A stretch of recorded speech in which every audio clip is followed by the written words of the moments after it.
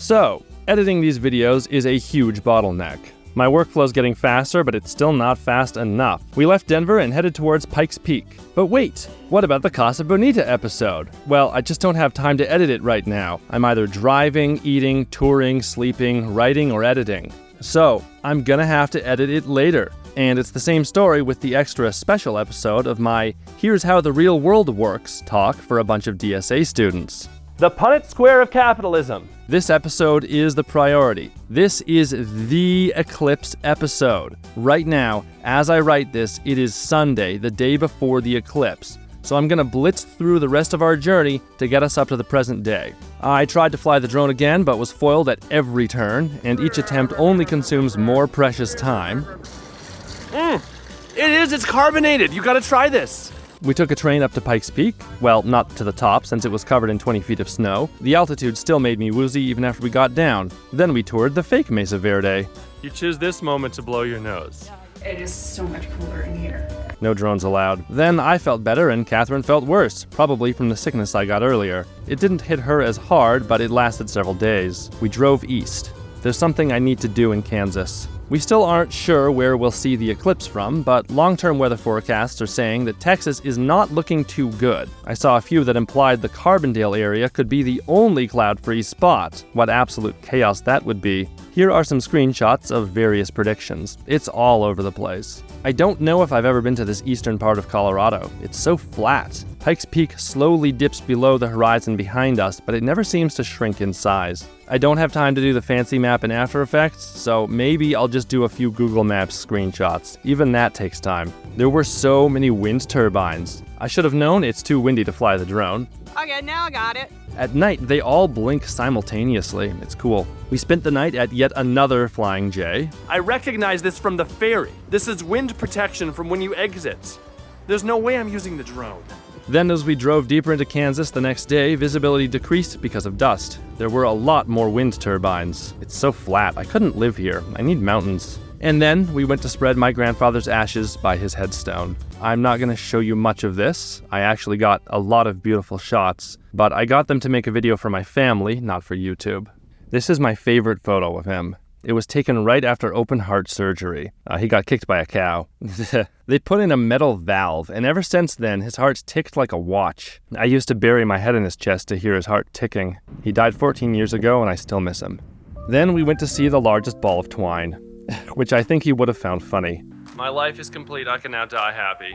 The supersonic slush floats. It's the limited time eclipse thing. The drink is sweeter than the ice cream. I had to get it. We got the glasses. Not that I need any more. We've been constantly checking the cloud forecast, and it looks pretty nasty. The ensemble forecast is a combination of 3 forecasts, and I want to go in one of the few spots where all 3 forecasts predict no clouds. So, that's the plan. We're going further east than Carbondale. I should be editing, but I'm so tired. Okay, what's up? The part about where I'm tempted to move us like for a few hours further east. There's this intersection right below Newcastle with yet another Flying J. Oh. And I looked on the map here, and that Flying J is literally right on the center of the eclipse. No! It's gonna be a Flying J trip, the whole trip! We should have got this sponsored by Flying J. That's what we should have done. They're just too convenient! It's gonna be jam-packed full of people. Yeah, it is, totally. Okay, now I'm pumped. We're going for it. We're driving through the night. I married the right girl. She's a trucker's daughter.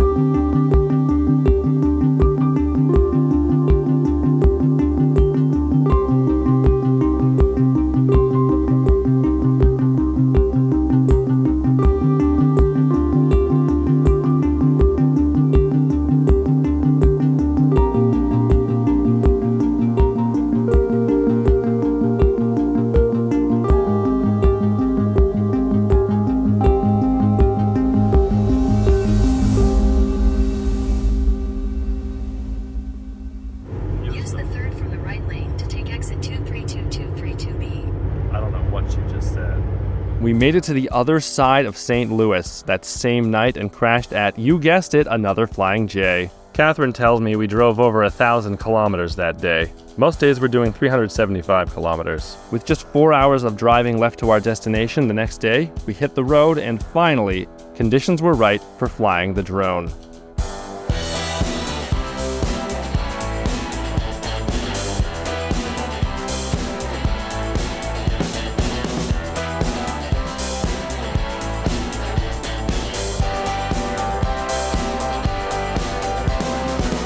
Now that we're in the path, we are not gonna leave it. I thought this Flying J would be super busy, but we're the only camper van here. A few more arrived overnight. I finished editing episode 4, but the upload speed had dropped to 0, so I couldn't upload it yet. There are a lot of Eclipse events going on around here, so I asked Catherine to pick one while I edit the beginning of this episode. And now, this is the end of the narration. We've both done our best, and whatever happens tomorrow, happens. Yesterday, we thought that it would be clear in the north, and we woke up today and the predictions were the other way around, so now we're going to travel south. You say schools are all closed today? It's the world's largest eclipse glasses. Maybe.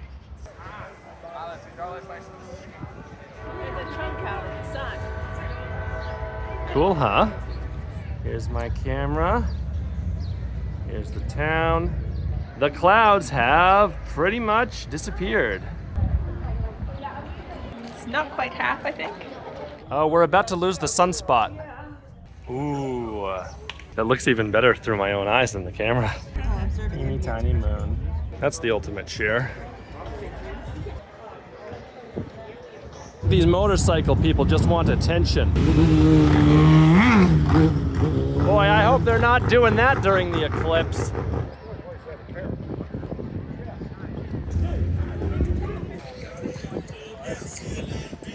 Oh, that's cool. Yeah, that's so cool. I took 4 pictures.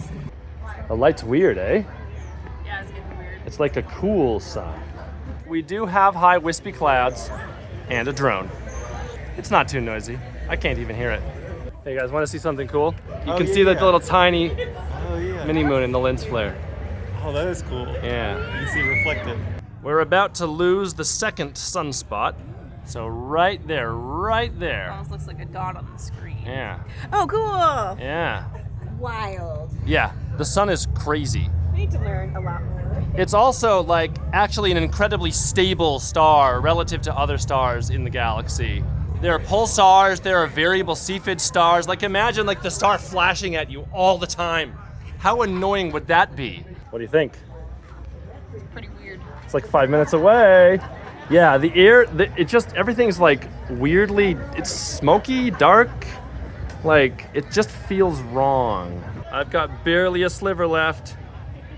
Oh, I'm nervous. I gotta pull off the lens and then get the settings just right. Oh, I've got the diamond ring. Whoa! Whoa! Yeah, I can't see them on the video.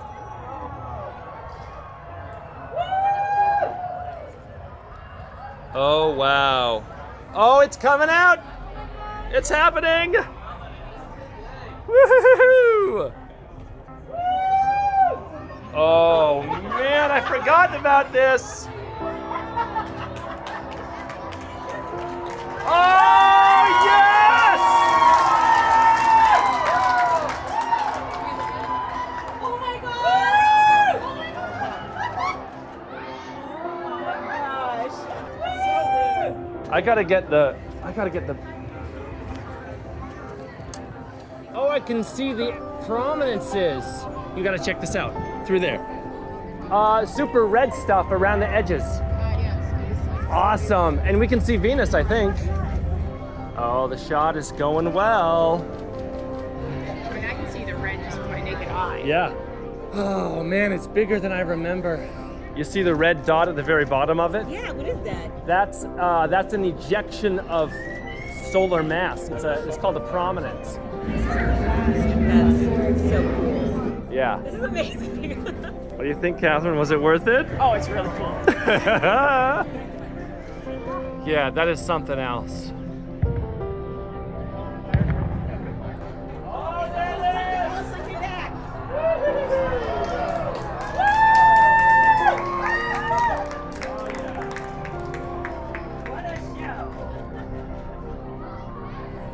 All right, stop looking at it now. Oh, there's the shadow bands! Shadow bands! Crazy looking. Yeah, I've never seen those before. Yeah, I don't know how to describe them. I got the shot though. All right, solar filters going back on. It's probably way cooler to see it on a mountain. Now I looked, and there's not a single mountain on the Eclipse path unless you want to go into Mexico. Was it worth the 5,000 kilometers? 100%. Hey, thanks for watching. I just finished editing the episode. This video is part of a series, so click below for a playlist. And we've got the whole Canadian leg of the journey still ahead of us. Subscribe. I'm tired. Bye.